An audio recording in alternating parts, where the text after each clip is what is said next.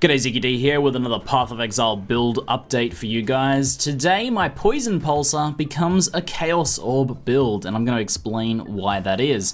Now, I did really quite like Freeze Pulse. It was very fun to play. It had a very immediate, punchy feel to it, and overall, it is a good choice for this build. If you are really set on and your heart has fallen for Freeze Pulse, then know that you can indeed continue to play this build if you are going to copy and play this build yourself as a Freeze Pulsar. It works just fine, it's a pretty good skill choice, scales very nicely, and works well into higher level maps.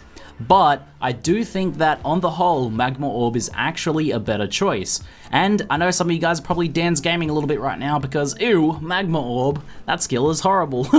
One of the things that makes Magma Orb pretty rubbish to play in regular builds is just that it always misses stuff. You just miss stuff all the time.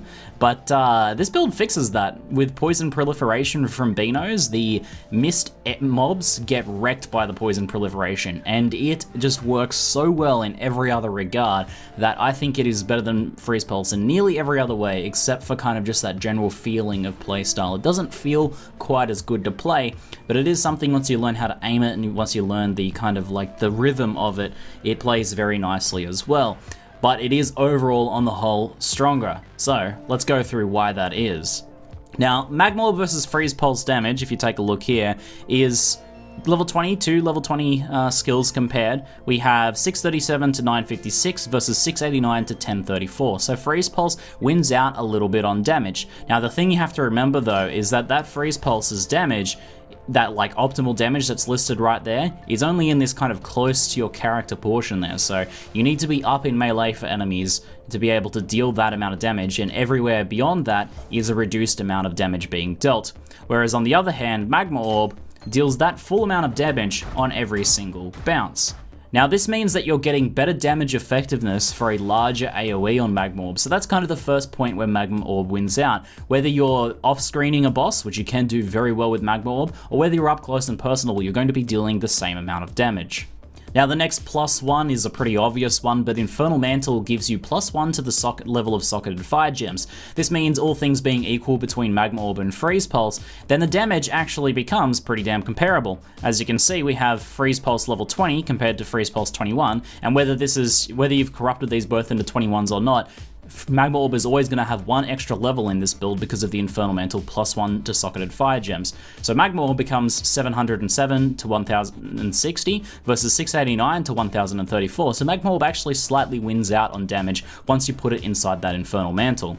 Now the next thing that makes Magma Orb really nice is it actually stacks as well, like multiple bounces can hit the same enemy. Now stacking doesn't work for Beanos proliferation, it still takes the biggest hit, but Magma Orb is still doing that big hit that Freeze Pulse would have been doing, but then it can do it twice against single targets. So whenever you're encountering a large boss, then the second bounce is very likely to hit the same target, stacking two very potent poison effects on them per cast. The next thing that I really like about Magma Orb is that once you get that aim down, kind of aiming close to your character, spreading them out, then with less multiple projectiles, you do end up getting way better AoE. It just travels further than Freeze Pulse, it has that actual AoE scaling, and it just kind of spreads those poisons out a little nicer.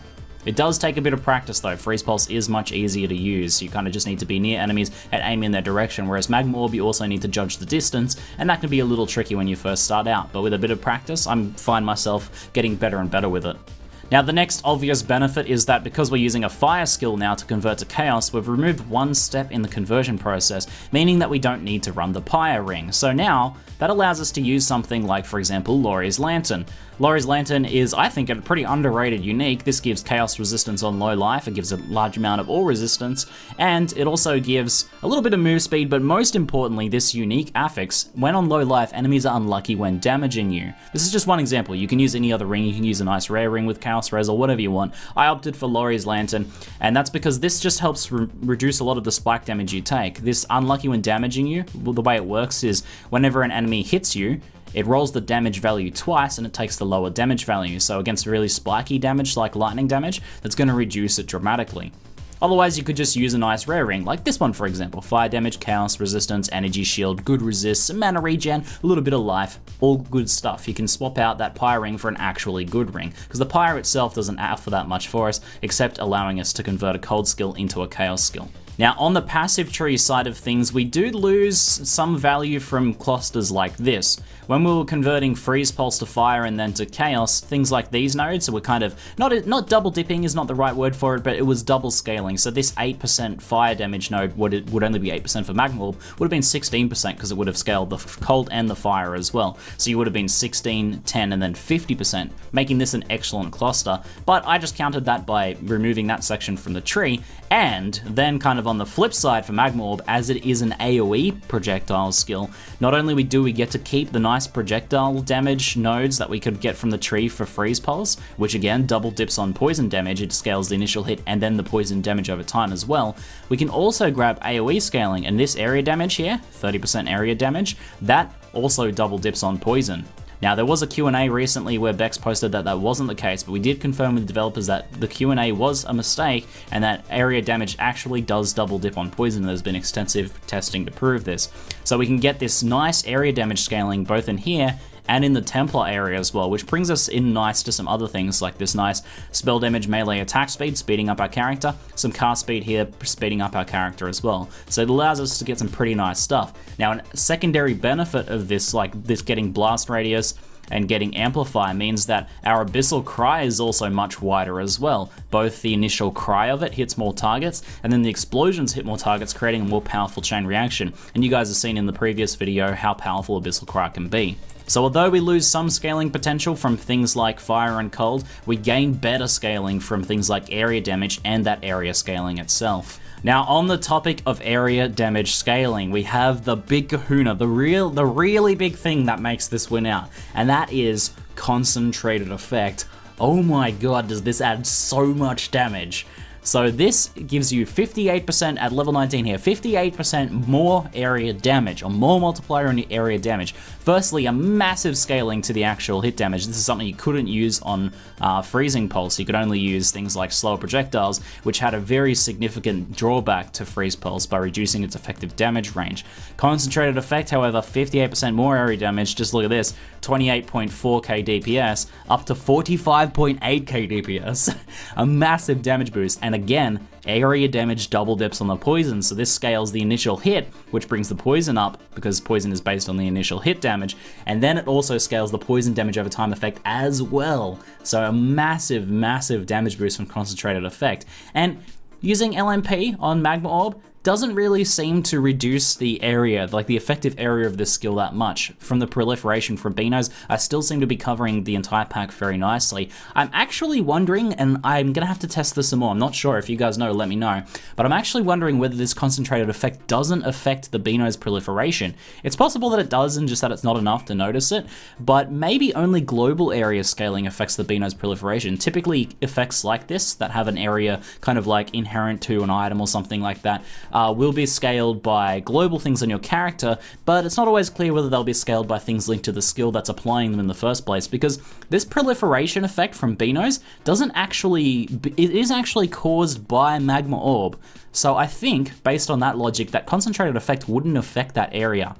So the area of Beanos should only be getting scaled by our increased area things, which are global. They increase the area of anything related to our character. So I think we retain, and in fact with this build increase the area proliferation of Beanos if anything, or leaving it unmodified, and it certainly doesn't seem to be affected by concentrated effect. So Magma Orb is not going to be to everyone's taste. It's not a very popular skill, it can be a little awkward to play, but with a bit of practice, it gets a nice rhythm to it, and with that Beanos proliferation correcting the major issue with Magma Orb, that it is, that it does miss mobs, it makes it much more fun to play, and I think on the whole, overall, this skill is actually significantly stronger than Freeze Pulse. Freeze Pulse is good enough, and I've had people saying they've done, high level maps with Freeze Pulse, and at Zeri, as well as myself testing it's a great effect. But I do think Magma Orb is just going to take that build a little bit further, so I'm pretty happy with this swap, and I'm probably, from here on out, this build is not going to be the Poison Pulsar anymore, although that name was very fun. It is now the Chaos Orb build, which is also a very fun name too. Something interesting I'd like to point out about the psychology of skills. I was listening to Rory's Q&A with Wobbachaw and Hegemony recently, and he mentioned that the appearance of skills really affects how people kind of like assess them. So basically, if the skill looks really big and impactful and powerful, then people will rate the skill as more powerful, whereas if it looks less powerful, then they'll rate it as less powerful, which is not entirely based on the actual performance of the skill. And I've actually seen this effect in action with Magma Orb a lot, because when you fire Magma Orb, it looks kind of crappy, right? Look at this, look. Boing, boing, boing, boing. I mean, it's kind of funny, but it's like funny in a comical, like kind of like that's a stupid looking skill sort of way, right? Like it doesn't look like a powerful, impactful skill. Whereas Freeze Pulse, right, looks awesome. It's like really punchy and impactful and fast. Whereas Magma Orb's got that kind of like slow, sluggish, unimpressive bounce thing going on. And a lot of people tuning in my stream since I've been testing Magma Orb have been asking, why you switch this? It looks like you're so much slower. Your build looks so much slower now. When actually my clear speed has gone up, my boss killing has gone up, my damage has gone up. Everything is like better with Magma Orb than Freeze Pulse, but it looks slower. And that kind of makes it feel a bit slower as well. But it's actually like a way faster skill. It's more just about the appearance. It's kind of an interesting effect that I've noticed, and I've really seen what Rory said in action with Magma Orb. So that alone, the appearance of skills is an important factor. I'm not saying this is an unimportant factor. It's actually very important, because if you don't like the way a skill looks, then you're probably not going to enjoy your build. So whether you're deciding between using Freeze Pulse, Magma Orb, or another skill, opt for the one, if it's still reasonably effective, that you like the feel and look of, because that is actually important to your enjoyment of the build. You have to like the look of your skill to be able to enjoy your build, I think. Alrighty guys, so that's it for now. I'll give you guys more updates as I go and continue progressing with this build. I'm loving this build production, and I'm hoping you guys are enjoying this kind of like series of little insights and progressions I'm doing with this build. Often I just kind of like make a final build go once the build's done, but I thought you guys might enjoy the process of seeing like how dramatically a build can change over time as you work on it and refine it, especially when it's like a completely new build to the game, right? Like something completely original. So guys, hopefully you guys enjoyed it. Let me know any comments or questions you have in the comments below. That's it for now. I'm ZiggyD, and thanks for watching.